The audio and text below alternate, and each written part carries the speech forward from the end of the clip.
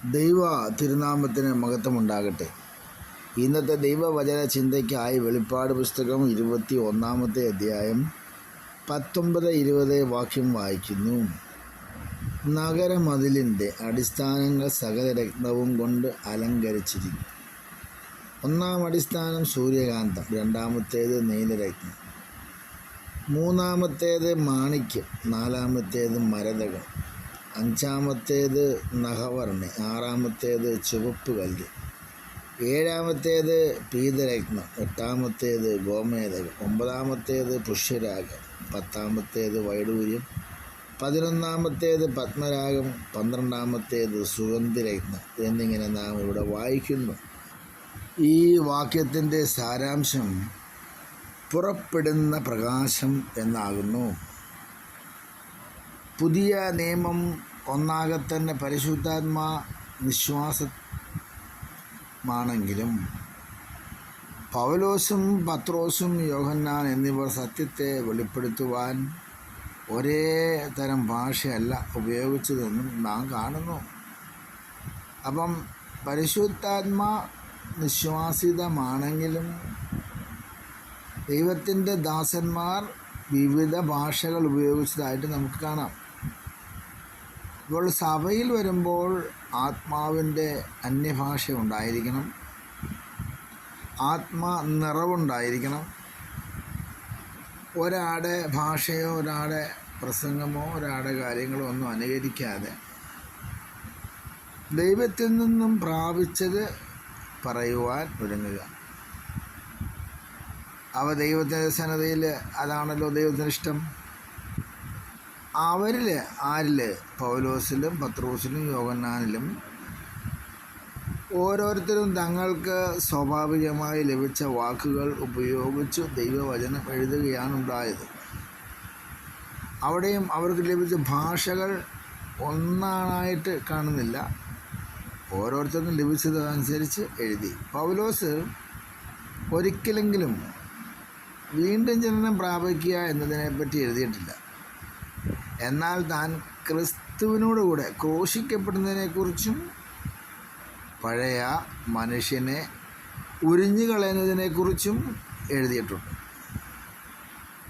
എന്നാൽ പിൽക്കാലത്ത് പത്രോസ് എഴുതിയപ്പോൾ അദ്ദേഹത്തിന് പൗലോസിൻ്റെ പദപ്രയോഗമുള്ള അല്ലെങ്കിൽ ആ പ്രയോഗങ്ങളെ അനുകരിക്കാമായിരുന്നു. എന്നാൽ അദ്ദേഹം അപ്രകാരം ചെയ്തില്ല. തനിക്ക് സ്വതസിദ്ധമായി ലഭിച്ച പദപ്രയോഗങ്ങളോട് അദ്ദേഹം ജഡത്തിൽ കഷ്ടമനുഭവിക്കുന്നതിനെ പറ്റി എഴുതി. അനേകം വർഷങ്ങൾക്ക് ശേഷം യോഹന്നാൻ എഴുതിയപ്പോഴോ അദ്ദേഹവും താൻ ഉപയോഗിച്ച ഭാഷാരീതിയിൽ നിസ്തുലനായിരുന്നു ക്രിസ്തു, അങ്ങനെ എഴുതി. അപ്പം അദ്ദേഹം പൗലോസിൻ്റെയോ പത്രോസിൻ്റെയോ ഭാഷാരീതി ഉപയോഗിക്കാതെ ദൈവത്തിൽ നിന്ന് ജനിച്ചവനെ പറ്റി എഴുതി.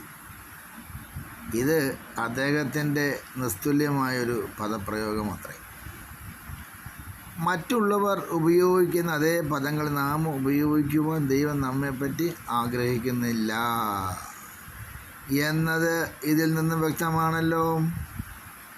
തൻ്റെ വചനം അവിടുന്ന് നമ്മിലൂടെ മറ്റുള്ളവർക്കായി നൽകുമ്പോൾ നമ്മുടെ വ്യക്തിത്വത്തെ അവിടുന്ന് ഇല്ലാതാക്കുന്നില്ല. തങ്ങളുടെ മേലധികാരി പറഞ്ഞു കൊടുക്കുന്ന കാര്യങ്ങൾ ടൈപ്പ് ചെയ്യുന്ന സെക്രട്ടറിമാരെ പോലെ ദൈവം നമ്മെ ആക്കി തീർക്കുകയല്ലേ? അങ്ങനെ ആക്കി തീർക്കുകയില്ല എന്നുള്ളത് നാം മനസ്സിലാക്കി നാം പരിശുദ്ധാത്മാവിനാൽ നിറഞ്ഞവരും അഭിഷക്തരുമാകുമ്പോൾ പോലും നമ്മുടെ വ്യക്തിത്വത്തെ ദൈവം സംരക്ഷിക്കുന്നുണ്ട്. അതുകൊണ്ടാണ് വെളിപ്പാട് പുസ്തകം 21 അധ്യായത്തിൻ്റെ 19-20 വാക്യങ്ങളിൽ സഭയെ വിവിധ വർണ്ണങ്ങളുള്ള കല്ലുകളാൽ നിർമ്മിക്കപ്പെട്ട ഒരു കെട്ടിടമായി ചിത്രീകരണം ചെയ്തിരിക്കുന്നത്. നാം കാണുന്ന അല്ലെങ്കിൽ നാം വായിച്ച ഈ ആലോചന നമ്മുടെ ജീവിതത്തിൽ എന്തെല്ലാമാണ് പ്രവർത്തിക്കുന്നത്? ഈ ഓരോ കല്ലിലും കൂടി പുറപ്പെടുന്ന പ്രകാശം ഒന്നു തന്നെയാണ്, യേശുവിൻ്റെ ജീവൻ തന്നെയാണ്. എന്നാൽ അവയിലൂടെ പുറപ്പെടുന്ന നിറങ്ങൾ ചുവപ്പ്, നീല, പച്ച എന്നിങ്ങനെ വിവിധങ്ങളാണല്ലോ. നാം ഓരോരുത്തരും യേശുവിൻ്റെ ജീവനെ പ്രകാശിപ്പിക്കുവാൻ വിളിക്കപ്പെട്ടവരാണ് എന്നത് നാം മനസ്സിലാക്കി ദൈവസന്നിധിയിൽ നമ്മളെ തന്നെ സമർപ്പിക്കുക. നമ്മുടെ സ്വന്തവും നിസ്തുല്യവുമായ സ്വകാര്യ വ്യക്തിത്വങ്ങളിൽ കൂടെയാണ് നാം അത് ചെയ്യേണ്ടത്. അതിനായി ദൈവകരങ്ങളിൽ നമ്മളെ സമർപ്പിക്കാം. പരിശുദ്ധ പിതാവേ, ഞങ്ങളുടെ ജീവിതത്തെ ദൈവകരങ്ങളിൽ സമർപ്പിക്കുന്നു എന്നുള്ള സമർപ്പണത്തോടെ നമ്മൾ കണ്ണുകളെ അടയ്ക്കാൻ പ്രാർത്ഥിക്കാം. ഞങ്ങളെ സ്നേഹിക്കുന്ന പരിശുദ്ധ കർത്താവേ, ഞങ്ങൾക്ക് ഈ വചനം അനുഗ്രഹിച്ചു തന്നതിനായി സ്തോത്രം. ഞങ്ങളുടെ ജീവിതം ഈ രത്നം പോലെ പ്രകാശമാകുന്നല്ലോ. ആ പ്രകാശത്തെ ഞങ്ങൾ ദൈവസന്നിധിയിൽ ഞങ്ങളുടെ യജമാനനായ കർത്താവിന് വേണ്ടി പ്രകാശിപ്പിക്കുമ്പോൾ അങ്ങയുടെ നാമം മഹത്വപ്പെടും, ഞങ്ങൾ മാനിക്കപ്പെടും, മഹത്വം അങ്ങയ്ക്കും യേശുക്രിസ്തുവിൻ നാമത്തിൽ തന്നെ ആമേൻ.